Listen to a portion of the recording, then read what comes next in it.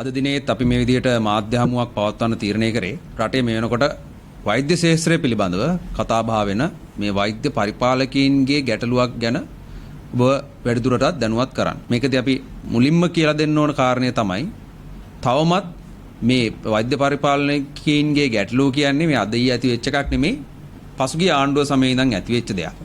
එතකොට කියන්නේ 2016 15 වර්ෂවල වගේ ඉඳන් ඇති වෙච්ච දෙයක් අද වෙනතුරුත් මේ පසුගිය රජයටත් බැරි වෙලා තියෙනවා හරියාකාරව විසඳන්න.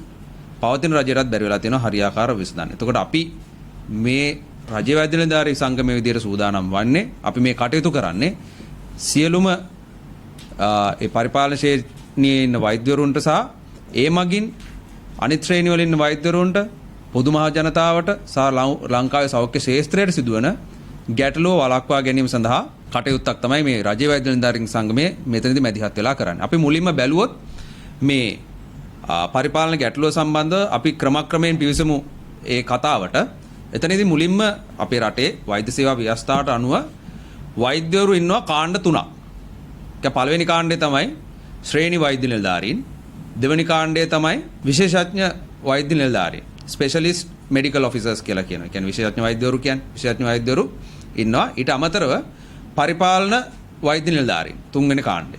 එතකොට අපි පටලවා ගන්න හොඳ නෑ මේ සේවා ව්‍යවස්ථාවට අනුව යම් වෛද්‍යවරයෙකු පිහිටවිය හැකි අපේ රටේ සෞඛ්‍ය ඇතුළේ තියෙන ප්‍රධාන කාණ්ඩ තුන තමයි මේ ශ්‍රේණි වෛද්‍ය කාණ්ඩය, විශේෂඥ වෛද්‍ය කාණ්ඩය සහ පරිපාලන වෛද්‍ය කාණ්ඩය. ඕක තමයි කාණ්ඩ තුන. ඔය තුනෙන් එක තමයි තමන්ගේ තියෙන නිසි සුදුසුකම මත රැඳිලා ඉන්න පුළුවන් වෙන්නේ. එතකොට මෙන්න මේ පරිපාලන වෛද්‍ය කාණ්ඩය තවදුරටත් ගත්තොත් මොකද මාතෘකාව වෙන්නේ පරිපාලන වෛද්‍ය කාණ්ඩය. ඒ පරිපාලන වෛද්‍ය කාණ්ඩයේ කොටස් දෙකක් තිබෙනවා. නියෝජ්‍ය පරිපාලන වෛද්‍ය කාණ්ඩය සහ ජ්‍යෙෂ්ඨ පරිපාලන වෛද්‍ය කාණ්ඩය විදිහට එහෙම අනු කාණ්ඩ කොටස් දෙකක් තියෙනවා. එතකොට මෙන්න මේ වෛද්‍ය පරිපාලනය සඳහා ඇතුළත් වීම තමයි ඊළඟට අපිට අපි පැහැදිලි කරගන්න ඕන කාරණය.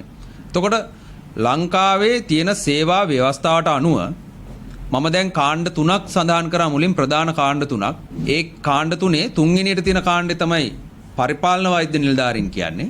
ඒ පරිපාලන වෛද්‍ය නිලධාරී කියන කාණ්ඩයට ඇතුල් වීමට මම ඊට කලින් සඳහන් කරපු ශ්‍රේණි වෛද්‍ය නිලධාරීන්ටයි විශේෂඥ වෛද්‍ය නිලධාරීන්ටයි මේ දෙකොට්ටාසයටම අවස්ථාවක් තිබුණා.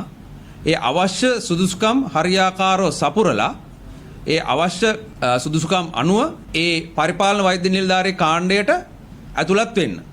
ඒක තමයි සේවා ව්‍යවස්ථාවට අනුව තිබුණ පසුබිම. ඒක තමයි හරි ක්‍රියාමාර්ගය සහ හරි ක්‍රමවේදය තිබුණේ.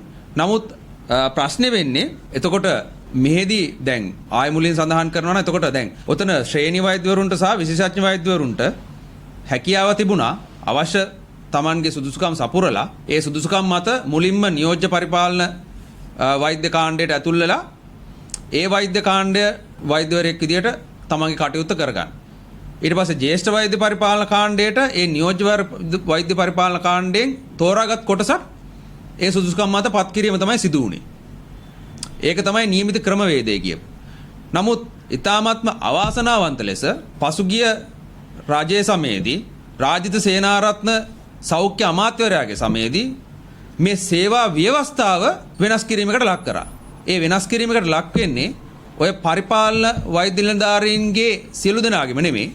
ඒ ඉහළ පුටුවල ඉන්න බලලෝභී අදූරදර්ශී සහ බොහොම දූෂිත පරිපාලකින් කොටසකුත් උතන ඉන්නවා. ඒ කොටසයි ඒ අදාළ සෞඛ්‍ය අමාත්‍යවරයයි ඔහුගේ බිරිඳයි අන්න එහෙම පාර්ශ්ව ගණනාවක් එකතු වෙලා Tamanට වාසිසහගත වෙන විදියට ඒ කියන්නේ තව සුදුසුකම් ඇති පුද්ගලයෙක්ට උඩට එන්න බැරි වෙන විදියට සහ Tamanට ඕන කීප දෙනෙක් වෛද්‍ය පරිපාලනය තියාගන්න පුළුවන් වෙන විදියට තමන්ගේ අතකොළුවක් කරගන්න පුළුවන් වෙන විදියට ඒ කාලේ මේ සෞඛ්‍ය සේවා ව්‍යවස්ථාව අත්නෝමතිකව වෙනස් කරා.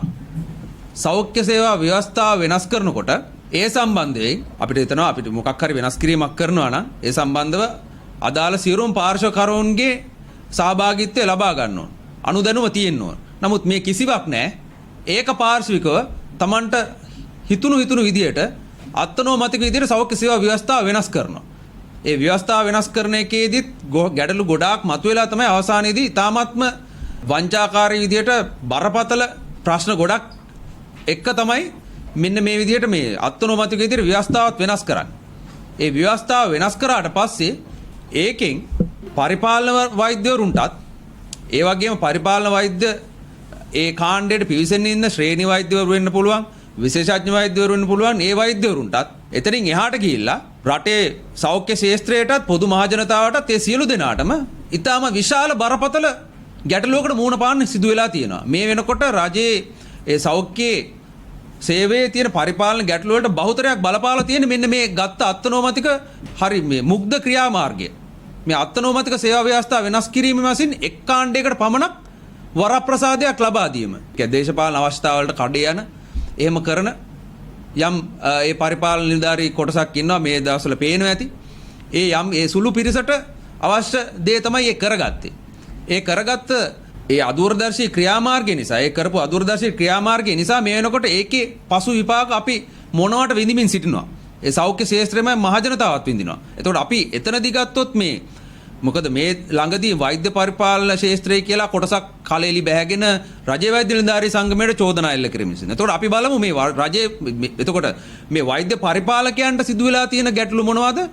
ඒව ආමන්ත්‍රණය වෙලා තියෙනවද ඔය කියන ඒ සංගමයෙන් හෝ මොකක් හරි ඒ එකමුතුවෙන් වෙලා තියෙනවද අඩුම ගානේ වෛද්‍ය පරිපාලකයන්ට සාධාරණයක් ඉෂ්ට වෙලා තියෙනවද කියලා. එතකොට අපි මේකේ මුලින්ම ගත්තොත් 2016 වසරේ තමයි පළවෙනියටම මේ ඒ කාලය ඇතුළත වෛද්‍ය පරිපාලනයේ මේ බඳවා ගැනීම සඳහා චක්‍රලේඛ නිකුත් කරලා ඒ සමුක පරීක්ෂණ පැවැත්වීමට අදාළ කටයුතු කිරීම ආරම්භ කරන්නේ 2016 දී. ඒ 2016 දී ආරම්භ කරපු කටයුත්ත ඉවර කරන්නේ සම්මුඛ පරීක්ෂණ තියලා ඉවර කරන්න යන අවුරුදු 3කට වඩා කාලෙ 2019 වෙනවා. අවුරුදු 3ක් කාලයක් ඇතුළත බඳවා ගන්න එච්චර කල් යනකම් මොකද කරේ? එතකොට ඒ අවුරුදු 3ක කාලයක් ඇතුළත ඒ තියෙන සම්මුඛ පරීක්ෂණ ඒ පටිපාට සියල්ලම විවිධ අවස්ථාවලින් හැම වෙලාවෙම පස්සට දානවා කල් දානවා වෙනස් කරනවා. එහෙම කර මේකට ඉල්ලුම් කරපු සියලු දෙනාම බහුතරයක් දෙනාම අපහසුතාවයට පත් කරා. අපහසුතාවයට පත් කරලා තමයි මේ හිතන්නකො එක පියවරකින් තවත් පියවරකට යන්න. එහෙම නැත්නම් එක බඳවා ගැනීමකින් සම්මුඛ පරීක්ෂණේ පවත්වන සමහර දලාට අවුරුදු 2ක් යනවා. සමහරට එක පියවරකින් තව පියවරකට යන මාස 7ක් යනවා. ඉතින් මෙච්චර කාලයක් අරගන්න මොකද්ද හේතුව? පැහැදිලිවම පේනවා මොකක් හරි හංගන්න කාරණයක් නැත්තම් යටිකූට්ටු කුමන්ත්‍රණයක් නැත්තම් මෙච්චර අපිට මේක පිටිපස්සේ කල් අරගෙන මෙච්චර ප්‍රමාද කර වහ කරන්න දෙයක් තියෙන විදියක් නැහැ. එතකොට ඒකේ තියෙන හොඳම වැඩේ තමයි ඒ කියන්නේ කරන්න පුළුවන් නරකම දේ තමයි ඒ සම්මුඛ පරීක්ෂණයට ලබා දීපු ලකුණු විවිධාකාර විදිහට වෙනස් කරපු එක. අපි හිතමුකෝ දැන් මේ වෛද්‍ය නිලධාරීන් ඒ කියන්නේ පරිපාලන වෛද්‍ය නිලධාරීන් බඳවා ගැනීමේදී ඒ බඳවා ගැනීම සඳහා සම්පූර්ණ ලබා දීලා තියෙනවා ඒ නිවැරදි පටිපාටියක් තියෙනවා. ඒ පටිපාටිය කොහොමද ලකුණු ලබා දෙන්නේ, කොහොමද සම්මුඛ පරීක්ෂණ පවත්වන්නේ, මොනවටද ලකුණු දෙන්නේ, පර්යේෂණ වාර්තා කොහොමද දෙන්නේ, මේ සියල්ල වෛද්‍ය සේවා ව්‍යවස්ථාවේ සඳහන් වෙනවා. ඊළඟට චක්‍රලේඛ අංක 2යි ඉරක් 54 2016 මට පෙන්වන්න පුළුවන්. මේ අපි සියලුම දේවල් කියන්නේ මේ සාක්ෂි සහිතව. මේ චක්‍රලේඛ තියෙනවා, පොදු චක්‍රලේඛ. එතකොට සේවා ව්‍යවස්ථාව තියෙනවා. මේ සියලුම දේවල් වලින් අපිට නිසි ක්‍රමවේදයක් දීලා තියෙනවා මේකේ ඇතුලේ තියෙනවා කොහොමද ලකුණු ලබා දෙන්න ඕන කියලා. විවිධ කොටස් වලට අපි කොහොමද ලකුණු ලබා දෙන්නේ, ශාස්ත්‍රයේ සිදු කරන ලද පරීක්ෂණ සඳහා, සම්මුඛ පරීක්ෂණ සඳහා, එතකොට අධ්‍යාපන සුදුසුකම් සඳහා, සේවා කාලය සඳහා මේ විදිහට සියලුම දේවල් වලට එකිනෙක විග්‍රහ කරලා ලබා දීලා තියෙන ලකුණු. නමුත් ඒ විදිහටද ලබා දුන්නේ සම්මුඛ පරීක්ෂණයේදී ලකුණු? නෑ, එහෙම නෙමෙයි. එතනදී Tamanට අත්නෝමතිකව ඒ කාලේ හිටපු සෞඛ්‍ය අමාත්‍යවරයා සහ ඔහුගේ බිරිඳ, එතකොට ඔහුගේ බිරිඳ එතන වෛද්‍ය පරිපාලකයන්ගේ ලොකු පුටුවක හිටියා. එතකොට ඒ පෞල් පසුබිමට ඕන විදිහට Tamanගේ අනසකට නතු කරගන්න පුළුවන් කොටසක් ඉහළට අරගෙන වෛද්‍ය පරිපාලනයේ තියාගන්න පුළුවන් වෙන විදිහට මේ ලකුණු දීමේ පටිපාටිය පවා වෙනස් කරන්න ඔවුන් පෙළඹුණා. එතකොට ඒ සම්බන්ධව රාජ්‍ය සේවා කොමිෂන් සභාව විසින් ඒක සනාථ කරලා ලිපියකින් දැනුම් දීලා තියෙනවා සෞඛ්‍ය අමාත්‍යාංශයට. අපිට ඒ ලියුමත් පෙන්වන්න පුළුවන්. රාජ්‍ය සේවා කොමිෂන් සභාව විසින් ඒ ලබා දීලා තියෙන ලියුම. මම ඒ ලියුම මේ තමයි ලියුම තියෙන්නේ. ඒ ලියුම සම්බන්ධව මම ඡේදයක් කියවන්නම් ඒක පැහැදිලි කරන්න. නියෝජ්‍ය වෛද්‍ය පරිපාලන ශ්‍රේණියට උසස් කිරීම උක්ත කරුණු සම්බන්ධ ඔබගේ සමාංක 2018 11 20 දිනති ලිපිය හා බැඳේ. එම ලිපියේ සඳහන් කරුණු සම්බන්ධයෙන් සලකා බලන ලද රාජ්‍ය සේවා කොමිෂන් සභාවේ සෞඛ්‍ය සේවා කමිටුව විසින් පාත සඳහන් තීරණ ලබා දී ඇති බව එහි නියමයේ පරිදි කාරුණිකව දන්වමි. ඉතින් පළවෙනි කොටසේ තියෙනවා රාජ්‍ය සේවා කොමිෂන් සභා ලේකම්ගේ අංක PSC APP 7යි 532 2013 හා 2016 3 16 දින ඇති ලිපියෙහි දෙක ඡේදය මගින් සහ මාගේ අංක 2018 9 14 දින ඇති ලිපියෙහි දෙක පහ ඡේදය මගින් ඔබ වෙත යොමු කර ඇති අනුමත ලකුණු දීමේ පටිපාටියෙන් බැහැරව ලකුණු ලබා දී ඇති බව නිරීක්ෂණය වන බැවින් මෙම සංමුඛ පරීක්ෂණය අවලංගු කිරීමට තීරණය කරන ලද බව ඔබට දැන්වීමට. එතකොට රාජ්‍ය සේවා කොමිෂන් සභාවෙන් මේ ලිපි ඉදිරිපත් කරලා තියෙනවා. එතකොට මෙන්න මේ විදිහට තව ඔවුන්ගේ නිරීක්ෂණ ගණනාවක් මෙතන නිරීක්ෂණ 5කට වැඩි ප්‍රමාණයක් මෙතන දක්වලා තියෙනවා. මේ සියල්ලම ඔවුන් කරපු යටිකූට්ටු කුමන්ත්‍රණවල රාජ්‍ය සේවා කොමිෂන් සභාව දැකපු දේවල් තමයි ඔවුන්ගේ නිරීක්ෂණ විදියට එවලා තියෙන්නේ. සහ ඒව අවලංගු කරන්න කියලා එවලා තියෙනවා. මමයි කියුවේ ඒ විදියට තමයි. එතකොට ඒ විදියට ලකුණු ලබා දීම පටිපාටි වෙනස් කරලා තියෙනවා. එතනින් එහාට ලකුණු සමහරක් වෙලාවට අපි හිතමුකෝ විවිධ පුද්ගලයන්ට රජයේ වෛද්‍ය නිලධාරී සංගමේ ක්‍රියාකාරී සමාජිකයින්ට බරපතල විදියට හිරිහැර කරදර වලට ලක් වෙන්න සිදු වෙලා තියෙනවා. මොකද යම් යූනියන් එකේ එහෙමත් නැත්නම් වෘත්තීය සමිතියක කටයුතු කිරීම නිලතලයක් දැරීමට යම්කිසි බාධාවක්ද නැහැ. මොකද එහෙම පුද්ගලයෙක් එතනට නිලතලයක් ලැබීමට ආවොත් අදාළ දේශපාලන අධිකාරියට බැරි වෙනවා Tamanට ඕන විදියට මේ වෘත්තිකයන්ව නටවන්න. වෘත්තිකයන් පිරිසව අල්ලේ නටව ගන්න බැරි වෙනවා. ඒක නිසා හිතුමනාපේ ඔවුන්ගේ ලකුණු කපලා තියෙනවා. අපි මේ මේ සම්බන්ධව අපිට පැමිණිලි රාශියක් ලැබිලා තියෙනවා. අපි එක පැමිණිල්ලක ලැබුණු ඒ ලකුණු දීපේ පටිපාටිය සඳහා මේ අත්සනින් යුතුව නිකුත් කළ පුද්ගලෙක් ලබා දුන්න ලකුණු නිලධාරියෙක් ලබා දුන්න පේනවා ඇති. මෙතන මුලින් ලකුණු ලබා දීලා මේවා කපලා තියෙනවා. ලකුණු 3ක් ලබා දීලා අවසාන ලකුණු විදියට එක ලකුණ තමයි මෙතන දාලා හරියක් දාලා තියෙන්නේ. එතකොට ඒ විදිහට Tamanට හිතුමනාප විදිහට ලැබුණු ලකුණු කපලා තියෙනවා. අපි දැනගන්න ඕනේ අඩුම ගානේ ඉස්කෝලේ 5 වසරේ වාර විභාගෙදිවත් මේ විදිහට අපිට ගුරුවරු සලකලා නැහැ. ඒ කියන්නේ මේ වගේ වැරදි කරන්නේ නැහැ 5 වසරේ හෝ 4 වසරේ වාර විභාගෙදිවත්. මේ විදිහට ලකුණු වෙනස් කරන්නේ. නමුත් මේ සෞඛ්‍ය අමාත්‍යාංශයේ රටේ වගකිය යුතු අමාත්‍යාංශයක ඇතුලේ ඉහළම නිලධාරීන් කොට්ටාශයක් තෝරන සම්මුඛ පරීක්ෂණයකදී හැසිරෙන ආකාරය මේ රජයක සිටිය යුතු වැදගත්ම නිලධාරීන් හැසිරෙන ආකාරය තමයි අපි මේ ඔබට පෙන්වන්නේ. එතකොට මේ සියල්ල සාක්ෂි ඇතුව පෙන්වන්නේ.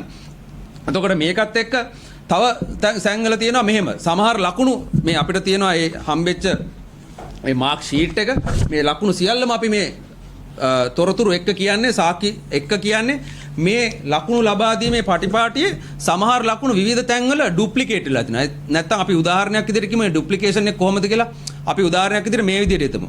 අපි කෙනෙක්ගේ සේවා කාලය මත මේකට අදාළ නැහැ මම මේ උදාහරණයක් විතරයි කියන්නේ සේවා කාලය මත අවුරුදු 10කට එක ලකුණක් දෙනවා කියමු. අපි කියමු යම් පුද්ගලයෙක්ගේ අවුරුදු 30ක සේවා කාලයක් තියෙනවා නම් ඔහුට ලැබෙන්න ඕන සම්පූර්ණ ලකුණු ගාන කීයද? එතකොට 10 කොටස් 3යි. පළවෙනි 10ට එක ලකුණයි, දෙවෙනි 10ට එක ලකුණයි, තුන්වෙනි 10ට එක ලකුණයි, ලකුණු 3යි. නමුත් මෙහි දීලා තියෙන්නේ සමහර තැන්වල නිකන් මේ වගේ වැඩක් තමයි වෙලා තියෙන්නේ. එතකොට පළවෙනි අවුරුදු 30ක සේවා කාලයක් තියෙනකොට පළවෙනි අවුරුදු 10ට එක ලකුණක් දීලා තියෙනවා. දෙවෙනි අවුරුදු 10ට අවුරුදු 20ක් සලකලා විදිහට ලකුණු 2යි. තුන්වෙනි අවුරුදු 10 යනකොට ලකුණු 3යි. එතකොට 3යි 2යි 5යි 1යි 6ක්. සමහරුන්ට ලකුණු 6ක් දීලා තියෙනවා. ලකුණු 3ක් වෙනකොට. අන්න ඒ වගේ උදාහරණයක්. මොකද මේක සංකීර්ණ මේ සම්පූර්ණ වගුවම ඉදිරිපත් කරන්නේ. එතකොට අපිට ඕන කෙනෙක්ට තේරෙනවා අවුරුදු 30ක සේවා කාලයක් තියෙනවා නම් අවුරුදු 10කට එක ලකුණ බැගින් දෙනවා නම් ලකුණු 3යි දෙන්නේ කියලා. නමුත් තමන්ගේ වාසියට ඒකේ අර්ථ දැක්වීම වෙනස් කරගෙන සමහරුන්ට ඒ වගේ ඩබල් ලකුණු දීලා තියෙනවා. ඉතින් මේ වගේ කුමන්ත්‍රණ සිද්ධ වෙලා තිනවා මේ වෛද්‍ය පරිපාලන ශාස්ත්‍රයට තෝරා ගැනීමේදී. එතකොට මේකේ හොඳම වැඩේ තමයි මේ සම්බන්ධව අසාධාරණයටපත් වෙච්ච වෛද්‍යවරු ගණනාවක් සිටිනවා මේ සම්බන්ධව. එතකොට මොවුන්ට මේ Tamanට සිදුවෙච්ච අකටයුත්ත පිළිබඳව පැමිණිලි කරන්න ඒකට සාධාරණයක් ලබා ගන්න අභියාචනයක් කරන්න අවස්ථාවක් ලබා දීලා නැහැ. අපි දන්නවා රටේ නීතිය හමුවේ වුණත් ගරු අධිකරණයේ ඉදිරියේ වුණත් අපිට අභියාචනයක් කරන්න අභියාචන අධිකරණයක් තියෙනවා. අපිට ගිහිල්ලා නීතිය ස්පීඩ් පටන්නත් පුළුවන්. එතනදී ඒ ගරු නීතිය ගරු අධිකරණය වුණත්. නමුත් සෞඛ්‍ය අමාත්‍යාංශය ඇතුලේ Tamanට සිදු වුණු අසාධාරණයකට අභියාචනයක් කරන්න බැරි නම් අභියාචනයක් කරන්න ඉඩක් ලබා දෙන්නේ නැත්තම් මොකක්ද එතන තිබිලා තියෙන නීතිය? කොයි විදියටද ඒගොල්ලෝ හැසිරලා තියෙන්නේ? එතකොට දැන් මෙන්න මේ ආකාරයට තමයි එහිදී වෛද්‍ය පරිපාලකයන් තෝරාපත් කරගෙන තියෙන්නේ. එතකොට එහිදී විශේෂයෙන්ම සඳහන් කරන්න ඕන රජයේ වෛද්‍ය නිලධාරීන්ගේ සංගමෙත් ක්‍රියාකාරීව හිටපු සමාජිකයන් වෙච්ච අසාධාරණයේ වෙනුවෙන් කතා කරපු එතකොට හරි දේ වෙනුවෙන් හරි විදිහට පෙනී හිටපු නිලධාරීන් බහුතරයක් දේශපාලනික වශයෙන් කැපීමකට ලක් වෙලා තියෙනවා එතනදී. ඒකත් එක්ක අපි මතක් කරන්න කැමති මෙහිදී මේ සිදුවෙච්ච අසාධාරණය සම්බන්ධව රජයේ වෛද්‍ය නිලධාරී සංගමයේ 2016 කියන්නේ පසුගිය රජයේ සමයේ ඉඳන් මේ රජයේ සමය දක්වා දිගින් දිගට මේ සම්බන්ධව ප්‍රකාශ කරගෙන යනවා. නමුත් මේ අද ඊයේ එළියට පැමිණිච්ච මේ විවිධ පරිපාලකයන්ගේ සංගම් කියලා අටවගත්ත බෝඩ් ලෑලි අටවගත්ත පුද්ගලයෝ කෝ මේ Tamanගේ සහෘදය වෙනුවෙන් පෙනී සිටිනවා. Tamanගේම වෛද්‍ය පරිපාලකයන් වෙනුවෙන් පෙනී සිටිනවා කෝ. ඔවුන් මේ අසාධාරණයට ලක් වෙච්ච වෛද්‍යවරුන් වෙනුවෙන් හඬ නැගුවද? නෑ. කොයිම වෙලාවකත් ඕගොල්ලන්ට දැකලා තියෙනවද මේ හඬක් නගනවා? කවදාවත් එහෙම හඬක් ළඟ නැහැ. මොකද Tamanගේ දේශපාලන වාසියට Tamanට හම්බෙන වාසිය සඳහා පමණක් සංගම් හදාගෙන බෝඩ් ලෑලි හදාගෙන ඉස්සරහට අවිල්ලා මාධ්‍ය ඉස්සරහ කෑ ගහන පිරිසක් තමයි අපිට මේ වෛද්‍ය පරිපාලක ශාස්ත්‍රයේ දැන් දකින්න ලැබිලා තියෙන්නේ. නමුත් මේ එතන ඉන්න පොදු මහත් පිරිස නෙමෙයි.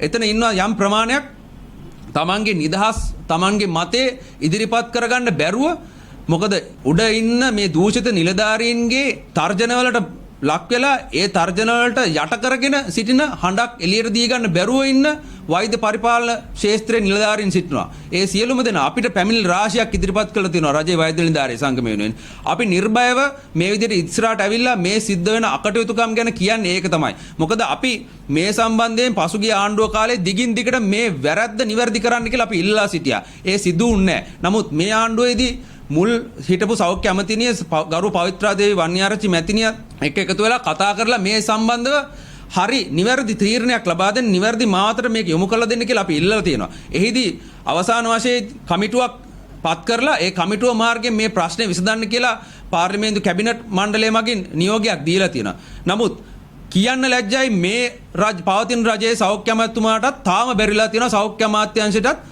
සෞඛ්‍ය අමාත්‍යාංශයේ ඉන්න වෛද්‍ය පරිපාලකයන්ගේ ගැටලු විසඳ ගන්න තාම බැරිලා තියෙනවා. තාම මේ කොමිටුවට ප්‍රධානියෙක් පත් කරගන්න සෞඛ්‍ය අමාත්‍යාංශයට බැරි වෙලා තියෙනවා. ඉතින් මේ වගේ සෞඛ්‍ය අමාත්‍යාංශයකින් තමන්ගේ ප්‍රශ්නයක් විසඳ ගන්න බැරි සෞඛ්‍ය අමාත්‍යාංශයකින් රටේ මහජනතාව කොයි වගේ දෙයක්ද බලාපොරොත්තු වෙන්න පුළුවන්. රටේ මහජනතාවගේ ප්‍රශ්න කොහොම විසඳයි කියලාද අපි බලාපොරොත්තු වෙන්න පුළුවන්. ඉතින් මේන් එහාට මොනවද කතා කරන්න ඉතුරු වෙලා තියෙන්නේ? මේක තමයි අපි පුන කියන්නේ නැවතත් කියන්නේ මේ සුළු දේශපාලන කෝණයකින් බලලා දේශපාලන වාසි සඳහා වැඩ කරන සුළු වෛද්‍ය පරිපාලකයන් පිරිසකුයි මේ දේශපාලන අතකොළු වෙච්ච පුද්ගලයන්ගේ පිරිසකුයිටයි අවශ්‍ය විදියට මේ සමස්ත වෛද්‍ය ප්‍රජායම තියෙන මේ අභිමානය නැති වෙලා යන රජයේ වෛද්‍ය නිලධාරී සංගමේ කිසිම විටකවත් අපි ඉඩ තියන්නේ නැහැ. මේ වෛද්‍ය පරිපාලන ශ්‍රේණියේ ගැටලුව හින්දා මේ වෙනකොට රටේ පැවතිලා තියෙන ගැටලු අපි දැනට සංක්ෂිප්තව ඉදිරිපත් කරලා තියෙනවා අපේ මාධ්‍ය වාර්තාවෙත්. එතකොට නායකත්වය කියන්නේ අපි හැමෝම දන්න දෙයක් තමයි. නායකත්වය කියන්නේ සහජයෙන් එන දෙයක් මිසක් අපිට කොලයක විතරක් ලියලා විභාගයක් පාස් වෙලා ගන්න පුළුවන් දෙයක් නෙමෙයි. එතකොට ඒ නායකත්ව හැකියාවක් තියෙන්න ඕනේ, ගුණාංග තියෙන්න ඕනේ. ඒ වගේ ඔක්කොම පරිපූර්ණ වෙලා ඔහුට අධ්‍යාපන සුදුකම තියෙනවා නම් තමයි අවශ්‍ය තැනට යන්න ඕනේ. නමුත් මෙතනදී දැන් මේ වෙනකොට කොලයකට විතරක් යටත් වෙලා එහෙම නැත්නම් දේශපාලනඥයෙක්ගෙන් උමනාවට විතරයි මේ වෛද්‍ය පරිපාලන ශාස්ත්‍රයේත් ඉහළට නගින්න පුළුවන් වෙලා තියෙන්නේ. ඒත් එක්කම දැන් සමහර වෛද්‍ය ආයතන රජයේ රෝහල් සෞඛ්‍ය ආයතන වල වෛද්‍ය පරිපාලකයින් නැති වෙලා තියෙනවා. වැඩ බලන පත්වීම තමයි බහුතරයක් තියෙන්නේ. 80කට වඩා ස්ථාන තියෙනවා වැඩ බලන පත්වීම එක්ක. එතකොට එහෙම වැඩ බලන පත්වීමක් එක්ක හරියට ආයතනයක් දුවන්න බෑ. නිශ්චිත වෛද්‍ය අධිකාරිවරයෙක් එහෙම නැත්නම් රෝහල් අධ්‍යක්ෂකවරයෙක් ප්‍රාදේශීය සෞඛ්‍ය සේවා අධ්‍යක්ෂකවරයෙක් නැතුව හරියට රෝහලක් 100%ක් සාර්ථක මට්ටමින් දුවන්න බෑ. ඒකත් එක්කම තමයි සමහර තැන්වල එකම කියන්නේ රෝහල් හෝ සෞඛ්‍ය ආයතන 3-4ක් එක වෛද්‍ය පරිපාලකයෙක් විදිහට පාලනය කරනවා. එතකොට එහෙම කරන්න පුළුවන් හරියට නිකන් එකම වෙලාවේ වාහන 4ක් එලවගෙන යන්න හම්බුණා වගේ වැඩක්. ඉතින් කරන්න පුළුවන් වැඩක්ද? එතකොට සමහරක් වෙලාවට දැන් අපි උදාහරණයක් ගත්තාම පොළොන්නරුව රෝහල, එතකොට පොළොන්නරුව වකුගඩු රෝහල, ඒත් එක්කම කුරුණෑගල ප්‍රාදේශීය සේවා සෞඛ්‍ය සේවා කාර්යාලය මේ තුනම පරිපාලන තනතුර හොබවගෙන යන්නේ එක පුද්ගලයෙක් විදියට. එතකොට එක පරිපාලන වෛද්‍ය නිලධාරියෙක් විදියට. එතකොට ඔහුට තමන්ගේ උපරිම ප්‍රමාණයෙන් කරගෙන යන්න පුළුවන්. ඒ තැන් තුනටම හරියාකාරව වැඩක් සිද්ධ වෙන්නේ නැති තැනක් තමයි අවසානයේදී සිද්ධ වෙන්නේ. දැන් මේකේ වැරද්ද සෞඛ්‍ය අමාත්‍යාංශය බාරගත යුතුයි. ඒ සෞඛ්‍ය අමාත්‍යාංශයේ තියෙන නොහැකියාව නිසා මේ රටේ තියෙන සියලුම වෛද්‍ය ආයතන රෝහල් ලොකු අපහසුතාවයකට පත් වෙලා තියෙනවා. සමහර තැන්වල නිසි නායකත්වයක් නැති තැන්වලට පත් වෙලා තියෙනවා. සමහර තැන් අරාජික තත්ත්වයට පත් වෙලා තියෙනවා. එතකොට සමහර තැන්වල තීරණයක් ගන්න කෙනෙක් නැහැ. එතකොට ප්‍රශ්න හැමතැනම ඉතුරු වෙනවා මිසක් ප්‍රශ්න විසඳෙන්නේ නැහැ. ඉතින් මේ ප්‍රශ්නේ අපි දිගින් දිගටම දැන් වසර ගණනාවක් තිස්සේ ඉඳන් මේ ගැන කතා කරලා කිව්වා, විවිධ අමාත්‍යවරුන්ට කිව්වා, විවිධ රජයන් වලට කිව්වා. නමුත් හරි පිළිතුරක්, නිසි පිළිතුරක් තාම ලැබිලා නැහැ. ප්‍රතිපත්ති රකින්න ආපු මේ ආණ්ඩුවත් හරි ප්‍රතිපත්ති වෙනුවෙන් අපි කතා කරගෙන රජයේ වෛද්‍ය නිලධාරී සංගමයේ හරි ප්‍රතිපත්ති වෙනුවෙන් කතා කරන වෙලාවක උනත් ඒ සම්බන්ධව නිසි තීරණයක් අරගෙන නැහැ. ඒ හරි පැත්තේ හිටගෙන නැහැ කියන සැකේ අපිට මේ වෙලාවේ එනවා. ඒකත් එක්කම අපි දැඩි වශයෙන් මතක් කර සිටින්න ඕන මේ සම්බන්ධව පසුගිය 24 වෙනිදා රැස් වූ රජයේ වෛද්‍ය නිලධාරී සංගමයේ මධ්‍යම කාරක සභාවේදී දීර්ඝ වශයෙන් කතාවට ලක් වුණා. එතනදී ඒකමතිකව තීරණ කීපයක් ලබා ගත්තා. එතනදී තීරණ වෙච්ච දෙයක් තමයි සෞඛ්‍ය අමාත්‍යාංශය මේ සම්බන්ධව බරපතලව අරගෙන මේ ගැටලුව බරපතලව අරගෙන ඉක්මනින් විසඳුවේ නැත්තම් අපි දැඩි වෘත්තීය සමිති ක්‍රියාමාර්ග වලට යන්න ඕන කියන තීරණය අපි අරගෙන තියෙනවා. ඒකත් එක්කම මේ සම්බන්ධ තීරණ ගැනීමේදී වෛද්‍ය පරිපාලන ශ්‍රේණියේ පූර්ණ ප්‍රතිව්‍යුහගත වෙනස්කම් කිරීමක් සඳහා යා යුතුයි කියන තාවරය ඒකමතිකව තහවුරු වෙලා තියෙනවා මධ්‍යම කාරක සභාවේදී. ඒ වගේම අපි නැවතත් දැඩි වශයෙන් ප්‍රකාශ කරලා තියෙනවා මේ ප්‍රශ්නේ විසඳන්න මැලිකමක් දක්වනවා නම් මේ ප්‍රශ්නේ විසඳන්න පෙළඹෙන්නේ නැත්තම් මේ පවතින රජයත් මේ සෞඛ්‍ය අමාත්‍යාංශයත් අපි රජයේ වෛද්‍ය නිලධාරී සංගමයේ විදියට දැඩි වෘත්තීය සමිති ක්‍රියාමාර්ග ගන්න කිසිම විටකවත් පසුබට වෙන්නේ නැහැ කියන එක මේ වෙලාවේ මතක් කර දෙන්න ඕන. ස්තුතියි.